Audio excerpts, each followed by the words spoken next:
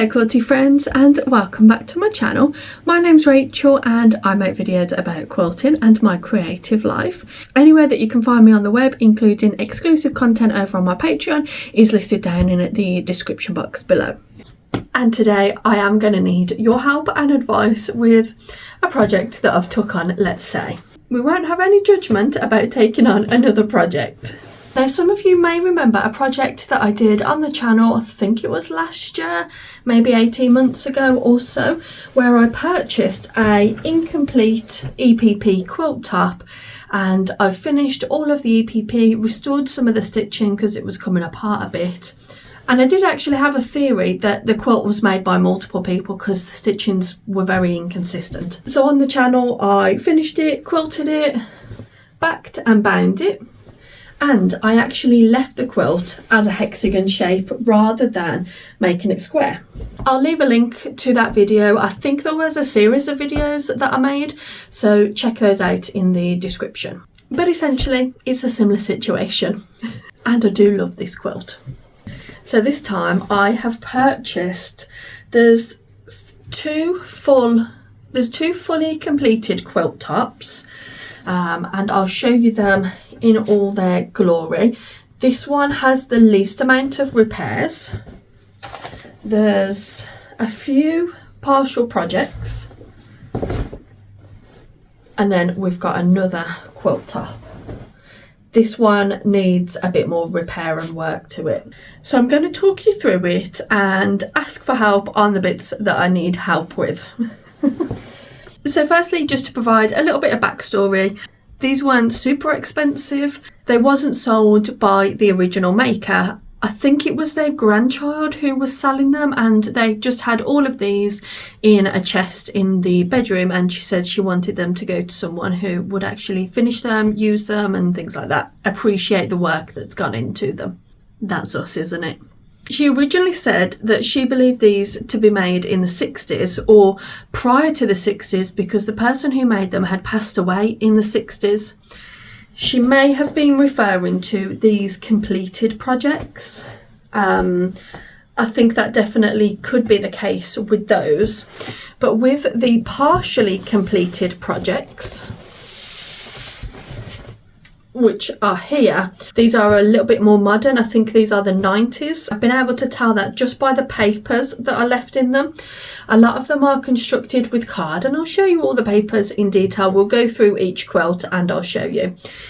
These are made with card, almost like, well, they are cereal boxes, and I've had a look through them and just the graphics seem very much 80s, maybe 90s. But when I've been sorting through, because it came with a whole bunch of the papers that the original maker has used, so you can get an idea of them. They've got things on. A lot of them are Kellogg's cereal boxes.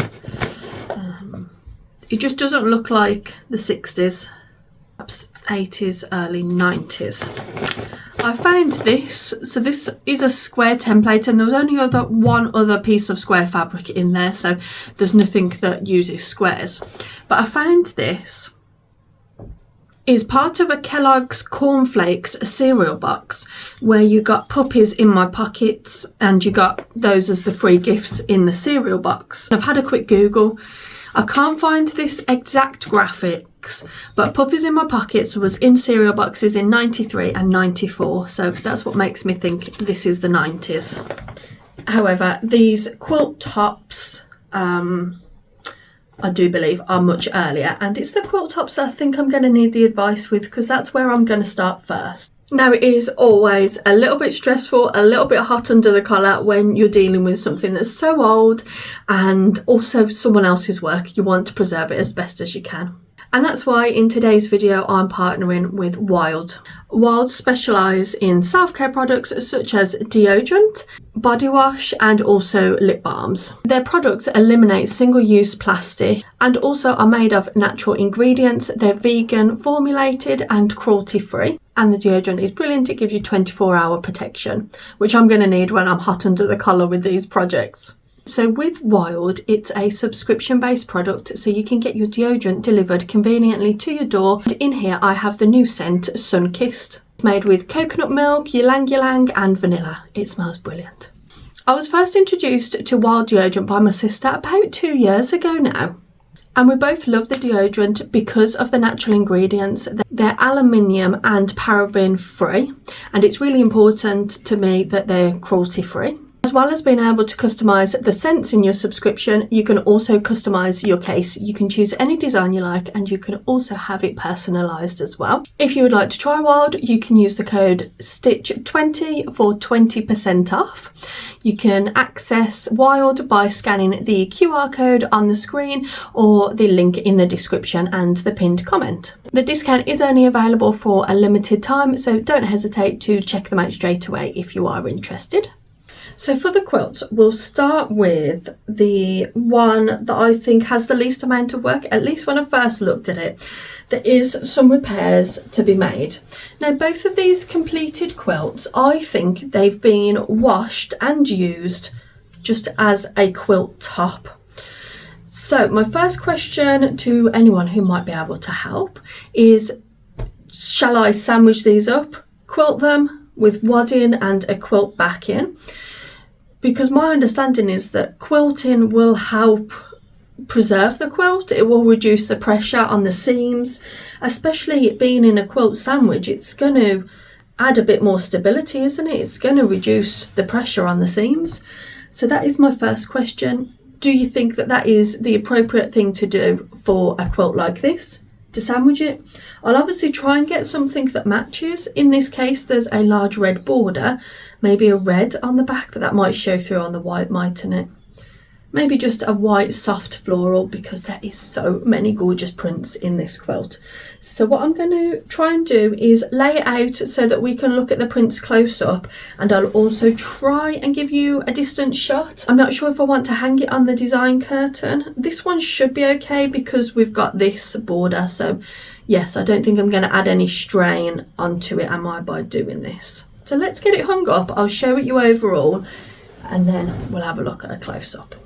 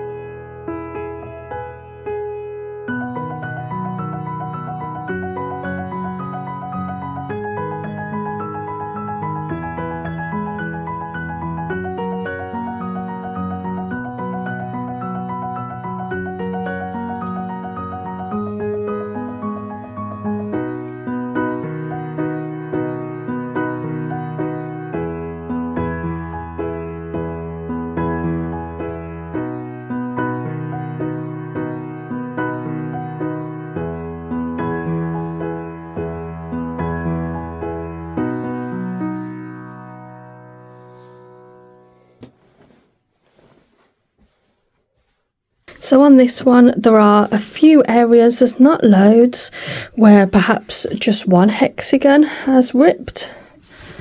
Let's find another one. But these are definitely made from clothes, aren't they?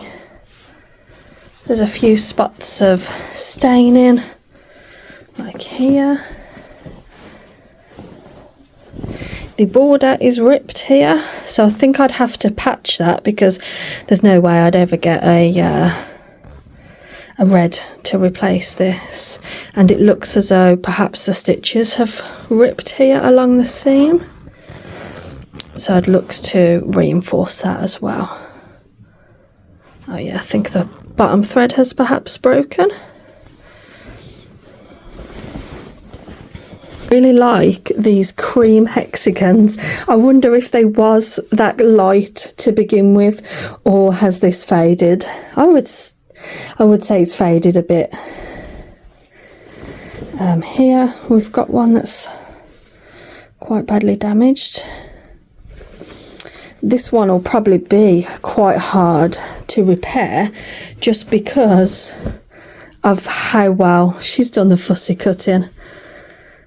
You know, so I might, Yeah, quite a few of these need repairing, so perhaps it's just going to be a patch over those parts.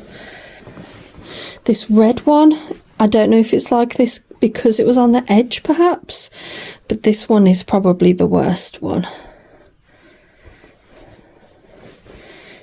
Definitely a dress or shirt, it feels kind of like denim. Now,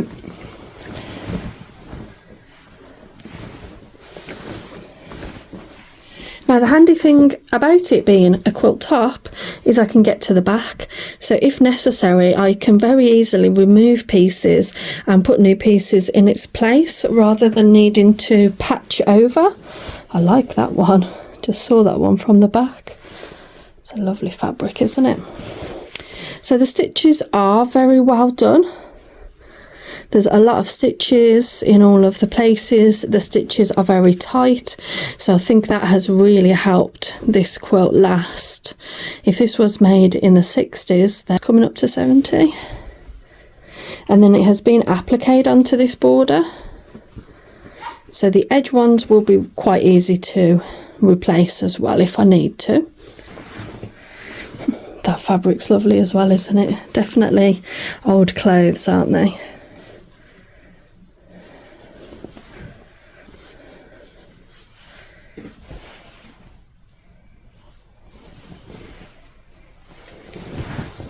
Here you can see quite a bit of fading on this one, so I think that given the other one was damaged on the edge, perhaps it's to do with where it was on the bed perhaps.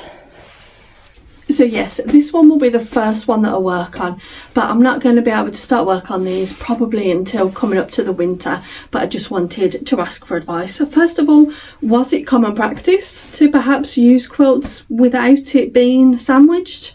I've heard of coverlets, but I always thought that coverlets would have had a backing and would have been quilted just without any wadding. And am I doing a total disservice to this quilt by quilting it? In my mind, I'm helping preserve it because it will give that extra stability, but I don't want to go against what would have been done. But like I said, it will be quite easy to restore this one. It will just be finding the fabric matches. Perhaps I'll have to try and buy some vintage fabric secondhand and place it in there, because I don't know if I'll have anything that matches. In some places I think I will be able to remove the hexagon and put the new one in just because of the position of it, but that one where she had fussy cut the fabrics to make that design, I think maybe I'd have to just applique a patch over it, or try and get some fabric that was similar, or just replace the hexagon altogether if I could get some vintage fabric, that is. I wouldn't replace the whole flower unless I could use something good in its place. Now the second one is a very similar scenario. I believe that it's being used without the backing. This one's got a border on as well, so I think I'll be able to hang it up without putting any pressure on the side seams, but this one needs a lot more work. I'll probably have to go in and overstitch a lot of the seams, because this one has 6 pointed stars in it and a lot of the centres have started coming loose. So again, because it's open from the back, I can just go through the back and literally just overstitch some of the seams where it needs it. So let's get this one hung up, look at the design from afar, and I'll show you some of the wear and tear on it, and hopefully you can give me some more advice.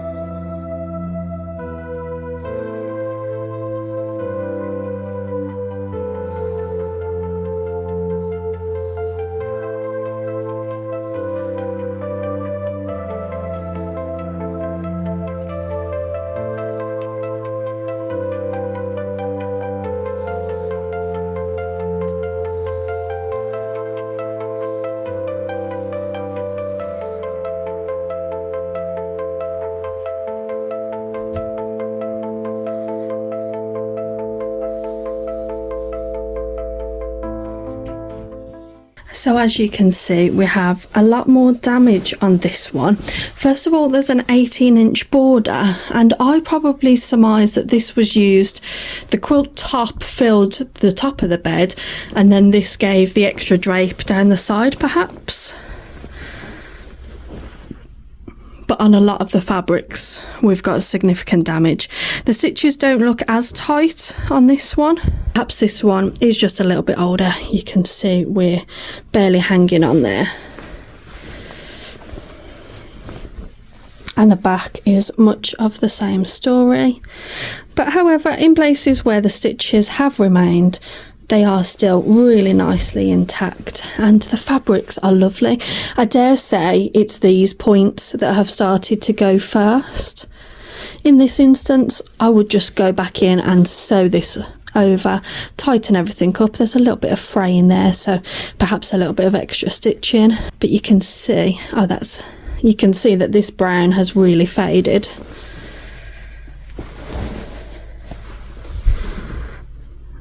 And I would definitely say this one is made with clothes as well. But a lot of the stitches have just come loose. There is some fabric damage, but mainly it's to do with the stitching. Yeah, this one is definitely a lot older. You can just tell by the fabrics. So this one needs a little bit more work. But like I say, I think a lot of it is just repairing some of the stitching and strengthening it. And this one, I think quilting it really will help it last. I don't know how I'd quilt the huge border though.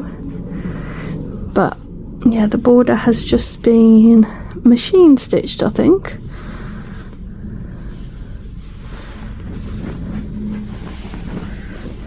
So you can see the back. The back probably needs some attention, some pressing and ironing.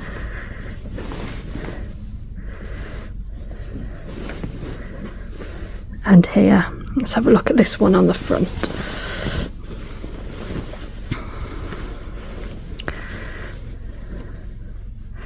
So there, perhaps instead of having to replace that whole star, I'll strengthen the stitches and put a patch over the top. Maybe a smaller star over the top.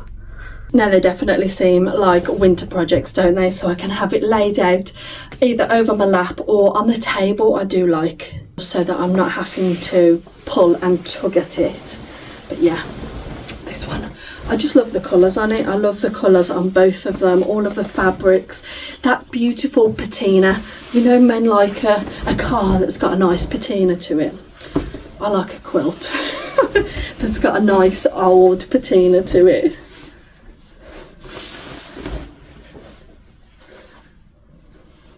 But the white on this one seems really good. It feels like a bed sheet, to be honest. And I can't imagine that someone would have put this much work into it and it to have gotten in such a condition that they were just simply quilt tops that were folded up and never used, you know, like half completed. I don't think that's the case. But please do let me know if I'm wrong on that one. And if you have any other information that might be helpful, please let me know. So let me show you the partially completed projects. Now you're probably saying, come on, you don't need someone else's whips when I've got my own. But I can't help myself. So the next ones are all hexagon based, I believe. Perhaps these were made by somebody else, or just perhaps they were made later in life. We've got a strip here. I love this yellow fabric, that yellowy limey green. That's really nice, isn't it? There's two quilts here where I actually think it was one quilt that has been seam ripped, so I'll show you those in a moment. And then there's another project which is already quite large. We've got paper there that's come out, and then a whole stack of partially completed blocks. Now these are really heavy because the paper, like I said, is more like cereal box, and what we would use now is probably just heavyweight paper.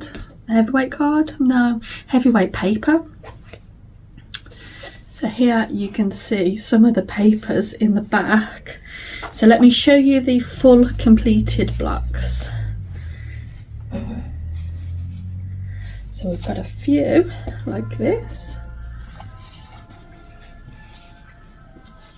in all beautiful colours, a lot of pastel colours, so I do really like this one. And then in the middle we've got like a floral. That one seems like, yeah, this one's still got the papers in. So they look like a lot of, that one looks like a book or something perhaps. And they are thread basted, but it looks as though she's used masking tape just to maybe keep the papers in. Because with the papers being so thick, they're actually really easy to like pop out. They don't bend as ours would. They probably bend and just pop out. So perhaps that's why she's used the masking tape on the back. I've got one with green, one with yellow, and this one has lost a paper, but it'll just be easy enough to put another paper in there. She's obviously cut her own paper templates, so I'd only use the paper templates that are with this project rather than trying to use something else. So before I join these, I'd have to remove some of these papers to try and remove the weight. Let me measure how big the hexagons are. So they're 2-inch, the hexagons. And 2-inch hexagons are quite hard to sew without bending the paper, so she probably would have had quite a hard job doing those. So there we've got a big stack of the complete blocks. And then here we've got another stack of the inner, ring to these. So we've got all different colour combinations and some different fabrics here in the centre.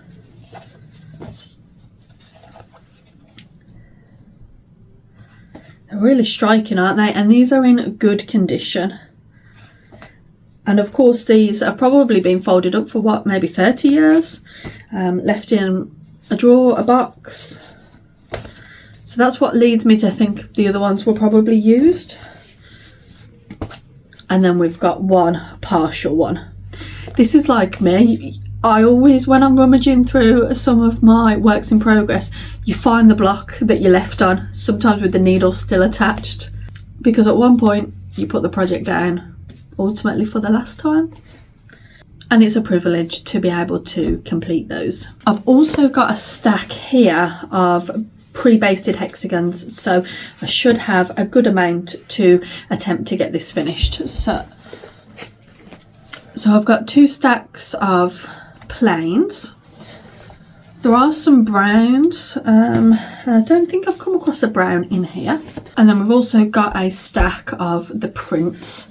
So I'll show you some of the prints because I just love older fabrics. This one's beautiful. Oh, look at that.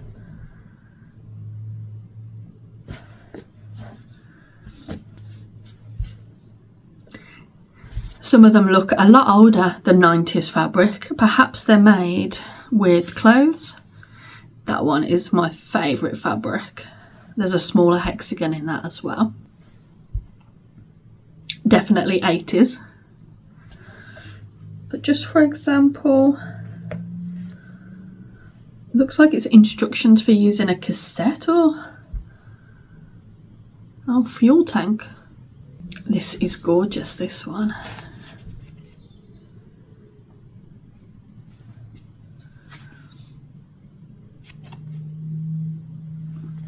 So they're thread basted and then the masking tape. I think the masking tape is just because the papers pop out so easily.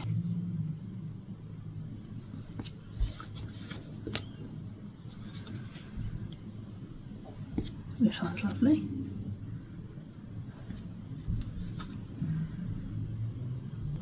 Perhaps I should have a look at this. Some of these could be unbasted and used in the star one. Yeah, that could be quite useful, couldn't it? And then things like this. So this also made me question whether it'd be 60s. So that's a Kellogg's cereal box, and then there's an order form for the milkman. But that just looks more modern than the 60s. So then in the pack of bits, there was just a random assortment of hexagons. Perhaps they were just in her sewing bag. So we've got that nice blue one. We've got a brown, another blue. Yes, I am considering that these could be useful.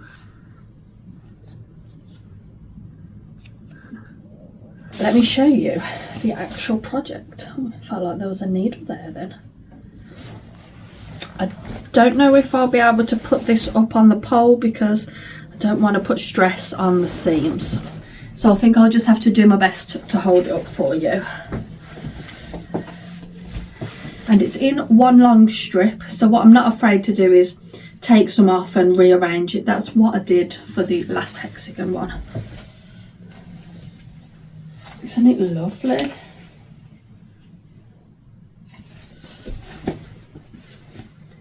So, for example, that doesn't have to stay there. I could remove that and move it elsewhere on the quilt. Depending on how much of everything I've got, I'd have to lay it all out.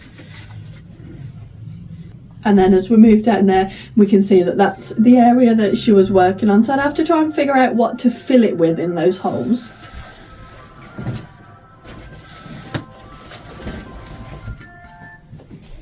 What I think she's doing is one row with the outside border fabric. So you have a look.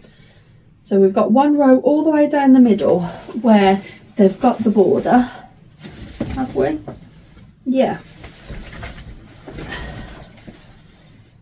And then she's filled it in next to it with a flower without the border. I hope you can see. I wish I could put it up, but I don't want to put too much strain on the seams. So here we've got the blue. Then here we've got one without the ring. And then we've got the ring there. Let me try and hold it the other way. I think ultimately what I will need to do is lay it out and see what I've got, see what I can use. Because there's two partial rows on either side, so that could still be, well, there's only one on that row. So let me fold that back. We'll ignore that one. Oh, we'll fold that back. We'll ignore that one too.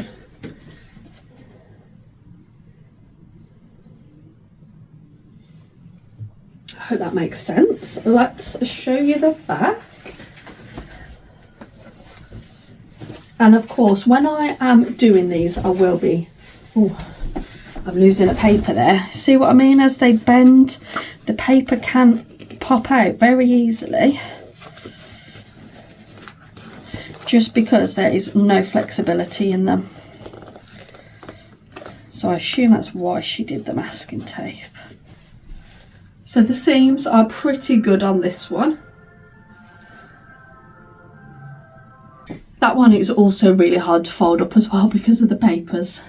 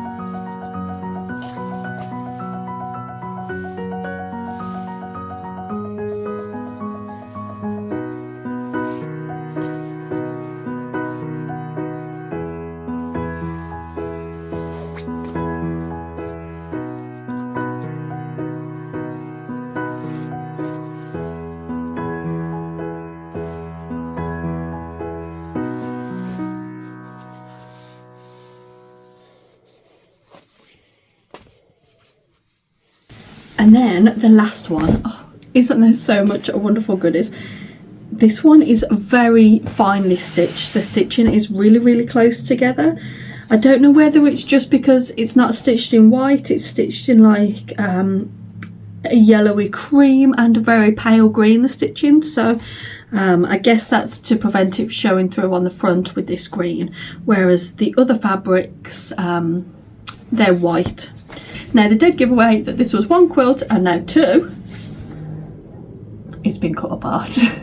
Perhaps someone wasn't expecting a baby and then they had twins, perhaps, and two blankets were needed. And they are pretty good sizes.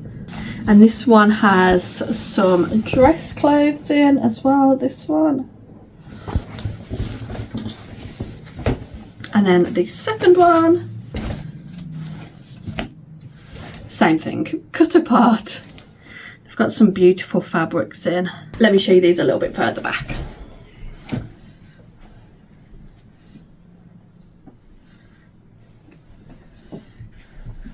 So they've definitely got a hexagon border on the edge.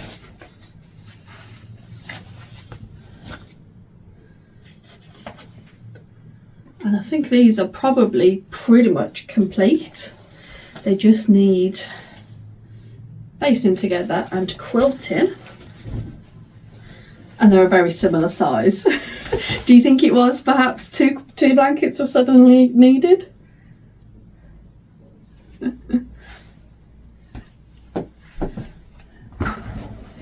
So it's got a nice scrappy border. And that's why I'm not sure. Oh, maybe this one was, I don't know, it seems a bit too big, the block, to go in those ones I've just shown. So I'm not sure.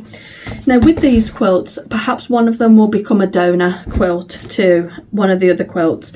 I don't know. I'll have to see what type of fabric I've got, what I need when I get to the one that needs a lot of fabric replacements.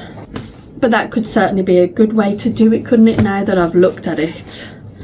And I'll know that they've come from the same place, because even though these are a lot less worn, almost a little bit more modern, the fabrics could be saved from the same clothes. So one of these could lend itself or part of it to one of the other quilts, and then this would make a perfect baby quilt, wouldn't it? So thank you so much for watching. I hope you've enjoyed seeing some of these old quilt projects, because I really enjoy seeing this type of thing. And thank you in advance for any advice, comments, recommendations on what I should do. I appreciate it all. So until the next time I see you, you take care and happy quilting.